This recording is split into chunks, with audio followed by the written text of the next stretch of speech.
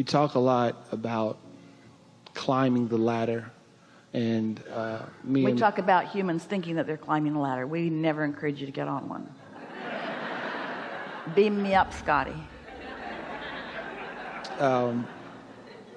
Or the ideal of you can't go from a non-satisfied place to a satisfied place without taking the baby steps or first becoming general.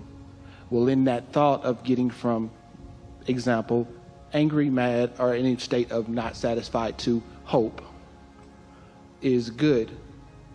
Is there a more effective way besides the daily practice of said meditation, said aligning, said refocusing, to get to that state from hope to knowing / believing, in the ideal that believing is a thought that you keep thinking?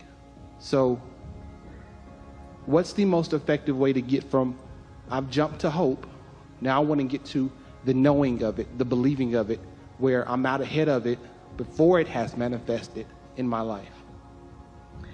It's a really good question. The most important thing that we want to say to you is that you are where you are.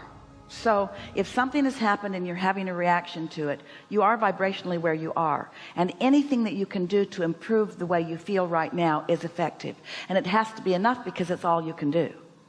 But today we're really emphasizing in this conversation the extraordinary difference between working your way up the emotional scale and quieting your mind and taking a quantum leap over there to where your inner being already is. It's standing back far enough to acknowledge that your inner being is there and that you are your inner being, and that you don't have to struggle your way up the emotional scale if you just let go. What are the words that we were offering? Satisfied. Being satisfied with yourself.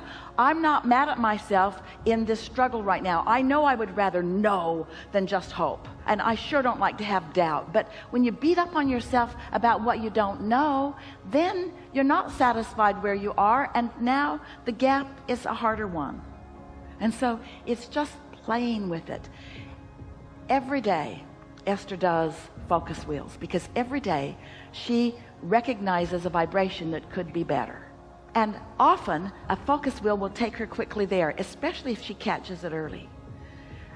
But there is nothing that gets her out ahead of it better than waking up, and before anything else happens, before she visits with someone, before she reads her email, before she starts receiving texts, before she remembers anything from before, if the first thing she does is set herself into a comfortable place and just quiet her mind and tune to the higher frequency, this day is dominantly better every single time. We just cannot emphasize that enough. Now, does that mean that the other tools are irrelevant? No, because you can't always go into meditation. Sometimes you got to deal with what's coming right at you. Sometimes you need to count to 10 and look for positive aspects in this arena or in this person where there is not one evident positive aspect. Sometimes you just don't want to make it worse, and sometimes you just want to walk away. You come to understand what works best for you, and sometimes it's this process, and sometimes it's this one, and sometimes it's this one, and sometimes it's this one. But you're at the vibrational place now. We can feel you understand this. You are speaking our words and our processes back to us, as well as Esther speaks them out to you. You're understanding this, and so what you're grappling with here a little bit is that you haven't been able to maintain always being tuned in, tapped in, turned on, as if you think that's the way it should be, and that's not ever the way it's going to be while you're here in this physical body. You're always going to have some gap. It's the way you feel about the gap that this conversation is about. So if you accept that you are always going to be, while you are in this physical form, you are always going to be incomplete and reaching for more, and that's all right with you, then so much of that angst will go away. Step one is full of all of that stuff. All of your creating is done in step one, and step one is full of contrast, and all of your creating is done in step one, and step one is full of contrast, and all of your creating is done in step one, and step one is full of contrast. And all of your creating is done in step one, and step one is full of contrast. Isn't it time that you give yourself a break, creator? and that you accept that step one is necessary to the creative process, and it's not something for me to be embarrassed about or ashamed of, or even something for me to overcome. Because if I didn't see this abhorrent thing, I wouldn't have put this magnificent thing into my vortex. And future generations would be deprived of the insight that this gave me to put there. And so it's about accepting the perfection of who you are. Humans for so long, no matter what platform you were born into, have been taught for a long time to accept your imperfection and to repent for it and to overcome it. And we want you to embrace the contrast that produces the expansion, because we are eternal beings. We want you to find a way to love yourself no matter what, the way your inner being does. And in any moment that you're not doing that, feels bad. That's what guilt feels like, or shame, or even hope has got a little flecks of that, not liking myself. And so when you look at the big picture and you feel the resonance that so many of you are feeling right now about who you really are and why you're here, and you get off that service kick, you're not here to fix a broken world. It is not broken. And you're not here to redeem yourself about something, because no redemption is being required. Your inner being accepts you as the perfect being that you are, perfect and ever changing. And nobody else needs to be fixed either. They all have their own relationship with their own reason for being here, and their own relationship with their own inner being. And yet, isn't it nice to feel strong about something? Isn't it nice for something to happen that makes you have a strong feeling about it? And there's nothing better than a contrasting experience making you feel strong about something than lining up with what you've created, lining up with the strong. And so when the world looks like it's coming apart, and your desire is not that it come together, because it will never come apart. Your desire is to know the perfection of this unfolding. If you were watching a play-by-play, we're talking about really slow time-lapse photography of a seed becoming in the ground, it would look chaotic to you as it gives way to the new, and gives way to the new, and gives way to the new, and gives way to the new, and gives way to the new. In other words, if you were watching it infinitesimally, if you were watching the forming of a fetus in a mother's womb and the cellular evolution that is taking place, it would be unsettling to you in its perfection. And the same thing is happening with this magnificent being that you are continuing to become, and the world that you are sharing with others. Its perfection in its unfolding. You just got to decide that that's the way you see it, so that you feel ease about it, so that you're called to your becoming rather than prodding yourself there. And most of all, now we're going to get down to some nitty-gritty. If we were standing in your physical shoes, and this is really what we wish for you, this is our desire for you, we're going to speak it from your point of view.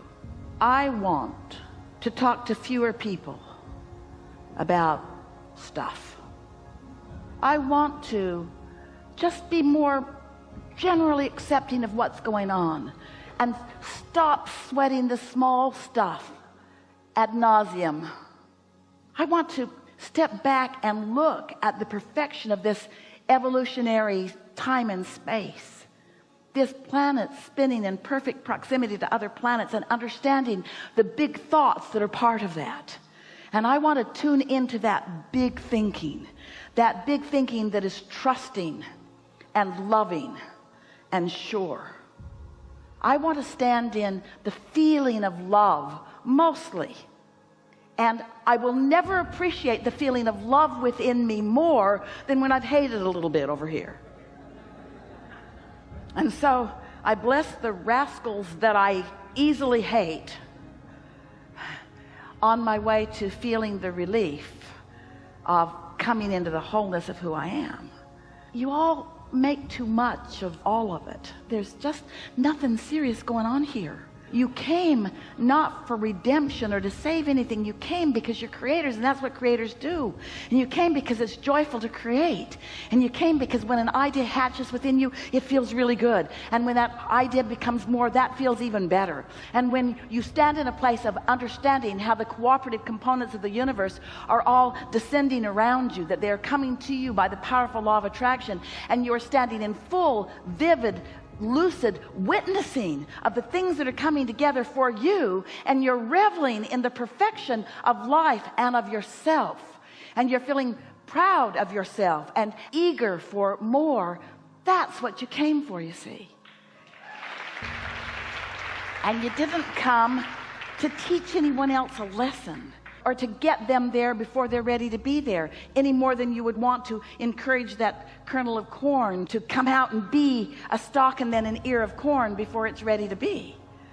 In other words, you just accept the perfection of the process and do your best to make dominant the larger part of yourself who knows all of this.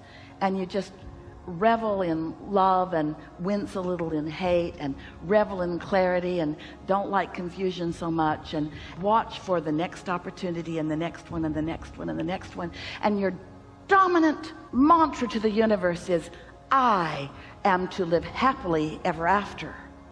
I am to live happily ever after. Not I'm to accomplish this and I'm to accomplish this, because the goal that you're reaching for, the eternal symbol or recognition of success, is that joyful intertwining with who you are.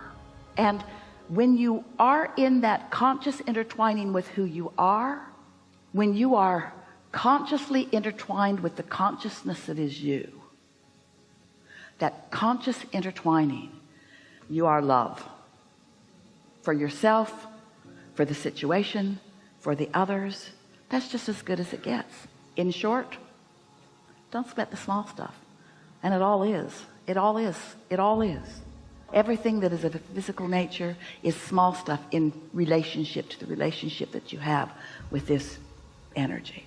So now, we're not trying to talk you into leaving the physical and meditating yourself into this oblivion mist of non-physical. We're encouraging you to release enough resistance that you can feel you're tuned in, and then give your undivided attention to stuff that interests you here. Stuff that interests you here.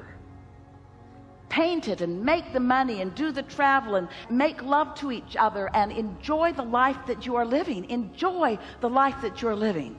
But do it from that place of connection to source, because you haven't spent money until you've spent money with source. And you haven't made love until you've made love with source. And you haven't witnessed the beauty of the planet until you've done it in connection with source. Get tuned in, tapped in, turned on, and live like you intended to live.